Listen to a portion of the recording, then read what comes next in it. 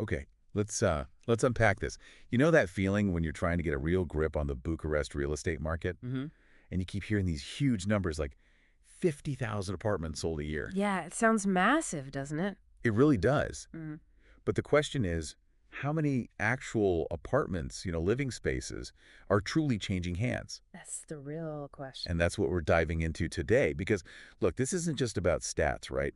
These big numbers, if they're inflated, they can really mislead people. Absolutely. Buyers, sellers, anyone just trying to figure out what's actually happening with property in Bucharest. It shapes perception. It really does. When you hear 50,000, you think, wow, incredibly active market. So let's get into the source that kind of pulls back the curtain on this, Right, we've got this great article from Green Angels. It's titled Jelle donde News. Câte apartamente sau vândut in București. which means. It's Romanian. Basically translates to take them from where they aren't. How many apartments were sold in Bucharest?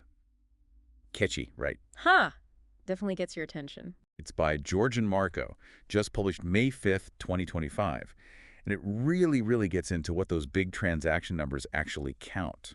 And the timing is interesting too, isn't it? The article mentions this whole backdrop of, well, urban development slowing down in Bucharest. Yeah, a 19% drop in deliveries in the Bucharest-Ilfov area in 2024 compared to the year before. That's significant.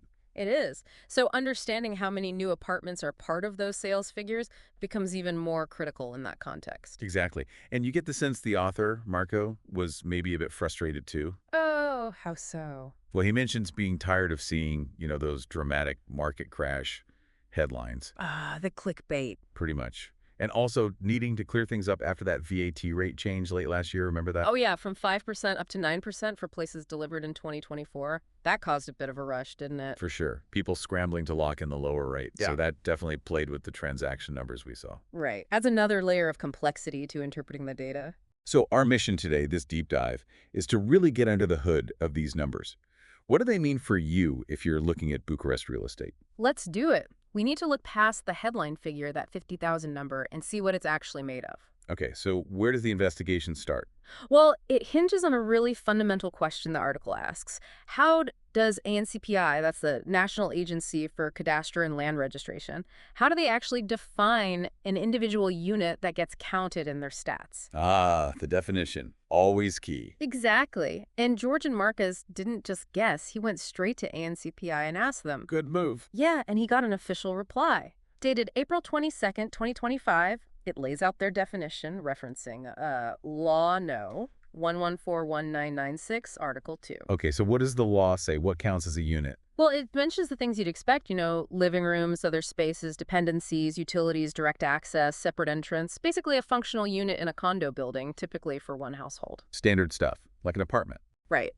But then comes the kicker, the really crucial part of the ANCPI response. Oh, what is it? They explicitly state that parking spaces and storage units, the box, if they're in a condominium building, and if they have their own separate electronic identifier in the land registry system. Wait, like their own registration number? Exactly, like XC1U2, that kind of thing.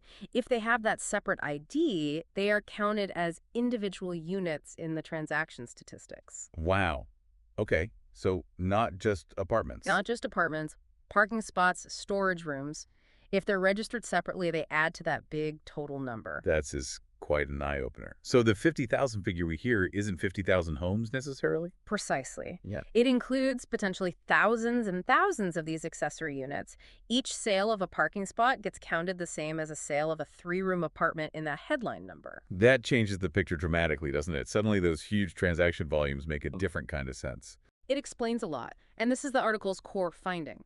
The actual number of dwellings, apartments, and houses sold each year in Bucharest is way lower than 50,000. Okay, so does the article give us numbers to back this up? It does, and they're pretty stark. Between 2017 and 2023, ANCPI recorded 303,552 individual units traded in Bucharest. Okay, a huge number over 7 years. Huge.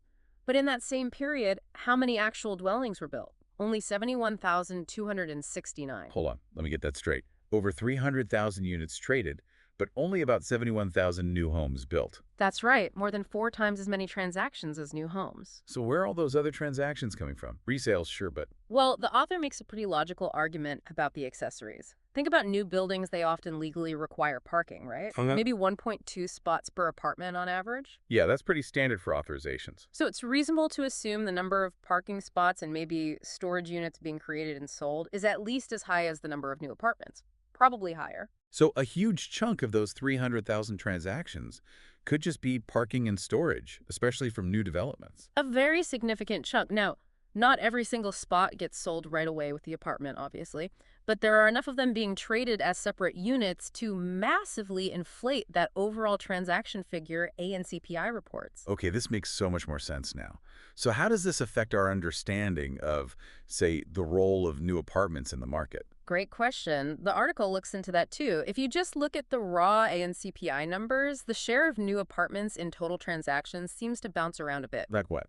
About 9% back in 2017, then it peaked around 37% in 2020, and then dropped back to maybe 28% in 2023. Okay, fluctuating. from Once there. you account for the parking spaces inflating the total, let's be conservative, say 80% of parking spots associated with new builds are sold as separate units. Right, adjusting for the fluff. Exactly.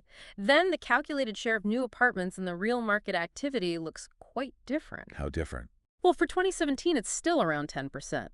But for 2020, that peak, it jumps from 37% to 53%. Over half the transactions being new apartments once you filter out the parking. Potentially, yes, based on that calculation. And for 2023, it goes from 28% up to 37%. That's a really significant shift in perspective. It means new builds have actually been a much bigger slice of the actual residential market activity than the raw numbers suggest. Precisely. And this feeds directly into the article's main conclusions. Okay, what are they? First conclusion. The market, as reported, lacks transparency. Big time. Those public numbers just don't accurately show apartment and house sales. Because they're full of parking And spots. storage units, yeah. Does the author suggest a fix? He does. He points to models like in France or the UK where basically every transaction, including the price, is public record. Ooh, imagine that. Total transparency. It would certainly give everyone a much clearer view of actual market values and activity levels. Okay, what's the second conclusion? The Bucharest real estate market, when you're talking actual homes traded, is smaller than we think. It probably never actually hit that 50,000 apartments a year mark. So the market's active, but not that hyperactive in terms of dwellings changing hands. Seems likely, yes. And the third conclusion. This one's really interesting for thinking about the future. Given that new housing transactions make up a higher share than we thought, Right, like we just discussed. and combine that with the fact that there aren't many incentives for new construction right now, plus that slowdown in deliveries we mentioned, Yeah, the 19% drop. the prediction is we could see significant price increases for older apartments. Because if fewer new ones are coming online, the demand shifts to the existing stock. Exactly. Basic supply and demand. If new supply is constrained, older existing properties become more sought after, pushing up their prices. That makes you worry about affordability, especially for first-time buyers, doesn't it? It certainly raises that question. And it also means when you see headlines about, say, market activity declining based on the total ANCPI numbers, You have to be careful. very careful. A drop in total transactions might just mean fewer parking spots were sold that month, perhaps because a big development finished its sales push. It doesn't automatically mean fewer people are buying actual apartments. And that connects back to the VAT change too, right? Absolutely. That rush to buy in late 2023 to get the 5% rate for 2024 deliveries would have boosted transactions temporarily as deals finalized in early 24. So the drop we might see in early 2025 could just be the market returning to normal after that artificial surge. It's very likely a factor, a natural correction, not necessarily a crash signal. It's so important to look behind the numbers. Crucial. And one more key point the author makes, don't automatically assume this exact situation applies everywhere in Romania. This is a Bucharest-specific analysis mostly. Well, the inflation issue likely exists nationally, but maybe not to the same degree. He cites national stats from 2023 showing over 51% of dwellings developed nationwide are in buildings smaller than P+3, so 3 stories plus ground floor. Meaning more houses, probably. Yeah, likely a higher proportion of single-family houses or very small apartment buildings where parking is often just part of the property, maybe a driveway or integrated garage, not separately registered with its own ID number. So the problem of counting parking spots as separate units is probably way more pronounced in Bucharest? That's the argument, because Bucharest has so many large condominium complexes where separate registration of parking and storage is common practice. Okay, right. That makes sense. So let's try and really nail this down for everyone listening. Okay. The huge takeaway, the main point for you, Mm-hmm. is that those big real estate transaction numbers you hear for Bucharest, they're inflated Significantly inflated. because they're counting parking spaces and storage units right alongside actual apartments and houses. Correct. If those accessories have their own land registry ID, they count as a unit. So the real number of homes being bought and sold is actually much lower than the headlines suggest. Keep that in mind if you're looking to buy or sell there. And this really changes how you should think about the market, doesn't it? Definitely. It impacts your understanding of the market's true size, the real influence of new construction, and looking ahead, those potential price pressures on older apartments if new building stays slow. Yeah, knowing this could completely change how you interpret the next market report you read. For sure. So maybe here's a final thought for you to mull over. How does this lack of clarity, this sort of hidden data within the official figures, how might that affect your decisions or just your general understanding of the property market? Mm-hmm. And, what are the bigger consequences if we don't have a really clear picture of what's being bought and sold? It makes you appreciate the value of transparency, doesn't it? It absolutely does. At the end of the day, digging into the data behind the headlines, like this article did, is just essential if you want to truly grasp what's going on in any market. Especially one as complex as Bucharest real estate. No doubt about it.